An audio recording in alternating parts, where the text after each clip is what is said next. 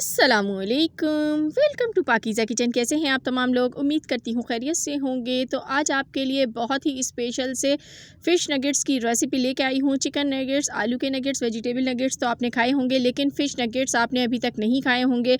ये इतने मज़ेदार फ़िश नगेट्स हैं कि इसको अगर आप बना लेंगे तो फ़िश फ्राई खाना भूल जाएंगे और बार बार यही बनाएंगे। तो किस तरह बनेंगे, चलिए रेसिपी को स्टार्ट करते हैं। बिस्मिल्लाहिर्रहमानिर्रहीम। इसके लिए आपको सबसे पहले बोनलेस फ़िश दरकार होगी। हाफ़ kg आपने बोनलेस फ़िश लेनी है। कांटे नहीं होने चाहिए, हों भी तो आपने रिमूव करा देने हैं। और उसके धोने के बाद आपने इसका पानी निकाल के इसको ड्रेन करके आपने इसमें डालना है इसको एक ब्लेंडिंग जार में, और उसमें डालेंगे हम हाफ़ खाने का चम्मच नमक है, या थोड़ा सा कम कर दीजिएगा। चौथाई खाने का चम्मच लाल मिर्च का पाउडर है। सफ़ेद मिर्च का पाउडर भी चौथाई खाने का चम्मच जाएगा। साथ ही इसमें हम सोया सॉस ऐड करेंगे, ऑलमोस्ट 2 टेबल स्पून इसमें जाएगा। 2 खाने के चम्मच डाल दीजिएगा। और साथ ही इसमें हम डालेंगे चिली गार्लिक सॉस, जो इसके मज़े को और दुबाला कर देगा। 1 खाने का चम्मच डाल देंगे। और लहसुन अदरक का पेस्ट जाएगा इसके अंदर चौथाई खाने का चम्मच, जो कि फ़िश की स्मेल को भी दूर करेगा। अब इसमें मैं डबल रोटी ऐड करूँगी। ब्रेड इसमें बाइंडिंग का बहुत अच्छा सा काम करेगी और इसका जो वॉल्यूम है वो भी ज़्यादा कर देगी। तो यहाँ पर मैंने 2 ब्रेड्स ले ली हैं। ये डाल के इसको ब्लेंड कर लेते हैं।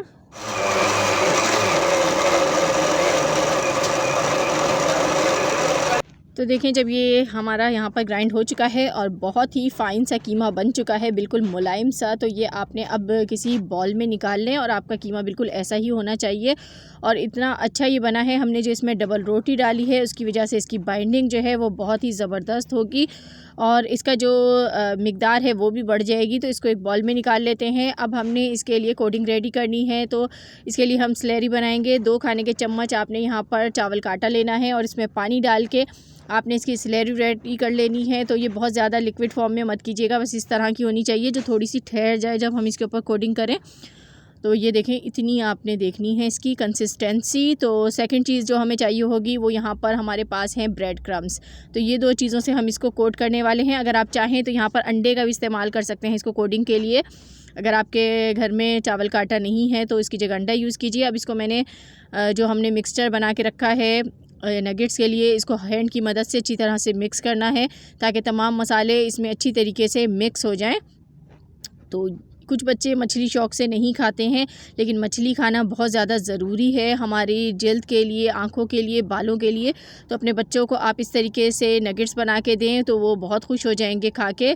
और देखें, अब मैं इसको शेप दे लेती हूँ। तो नगेट्स की कोई ख़ास शेप नहीं होती है, थोड़ा सा आपने इसको बस रेक्टेंगल शेप में लाना है। उसके बाद जो बीच में है थोड़ा सा इसको प्रेस करना है तो इसकी जो शेप है वो बन जाएगी इस तरीके से। तो इसी तरीके से मैं सारे नगेट्स रेडी कर लेती हूँ। यहाँ पर आप लोगों से यहाँ पर छोटी सी रिक्वेस्ट है मेरी, वीडियो को लाइक और चैनल को ज़रूर सब्सक्राइब किया करें, क्योंकि मैं लाती हूँ आपके लिए आसान और मज़ेदार सी रेसिपीज़ जो आप घर में मौजूद चीज़ों से बना सकते हैं।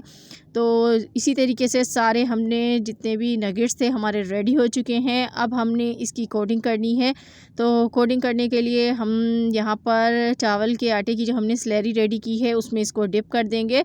तो चम्मच की मदद से हम ये काम करेंगे। तो यहाँ पे आपने पहले हर दफ़ा जब भी इसमें डिप करें इसको आपने मिक्स ज़रूर कर लेना है एक बार स्लैरी को, क्योंकि आटा जो होता है वो नीचे बैठ जाता है चावल का, तो इसको मिक्स करना ज़रूरी है। आप कांटे की मदद से, फ़ोर्क की मदद से इसको निकाल लें और इसको अब हमने इसके अंदर कोट करना है। ब्रेड क्रम्स के अंदर कोटिंग करेंगे, इसको डाल के अच्छी तरह से कोट कर दीजिए। आप डबल कोटिंग भी कर सकते हैं, सिंगल भी कर सकते हैं। एक बार करने के बाद अगर आप इसको दोबारा से स्लैरी में डिप करेंगे, फिर से आप इसको ब्रेड क्रम्स में अच्छी तरीके से कोट करेंगे, तो आपकी जो कोटिंग है वो बहुत ही ज़बरदस्त सी क्रिस्पी सी बनेगी। तो मैंने इसी तरीके से सारे नगेट्स को कोट कर लिया है। आप चाहें तो इनको फ्रीज़ भी अब कर सकते हैं, ये ख़राब नहीं होंगे बिल्कुल भी। आप इसको जब चाहे निकाल के इस्तेमाल करें और अपने बच्चों को भी लंच बॉक्स में दे सकते हैं।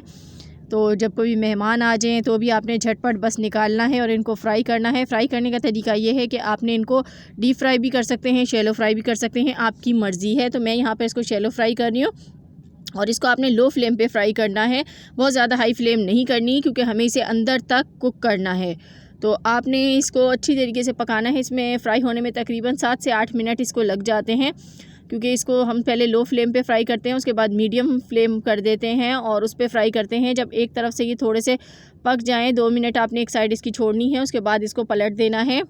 तो देखें मैंने इसको टर्न आउट कर दिया है और इस पर हल्का हल्का सा भी आपको कलर नज़र आ रहा है, लेकिन ये जैसे जैसे पकते जाएंगे इन पे कलर बहुत खूबसूरत सा आ जाएगा। और देखें इस पे कलर आना शुरू हो गया। आपने इस तरीके से साइडें जो हैं इनकी टर्न आउट करके इसको पकाना है, हर तरफ से कुक हो जाए अच्छी तरीके से। और तकरीबन इसमें मुझे लग गए हैं तकरीबन 7 मिनट इसको कुक करने में। और ये जब पक जाएं, इस पर आप देखें कलर प्यारा सा आ चुका है, तो बस आपने इनको निकाल लेना है।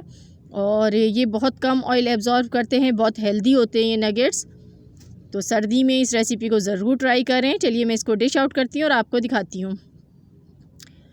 तो देखें यहाँ पर हमारे मज़ेदार से फ़िश नगेट्स बन के रेडी हो गए हैं। अब इनको खा के आप बाज़ार से लाना भूल जाएंगे।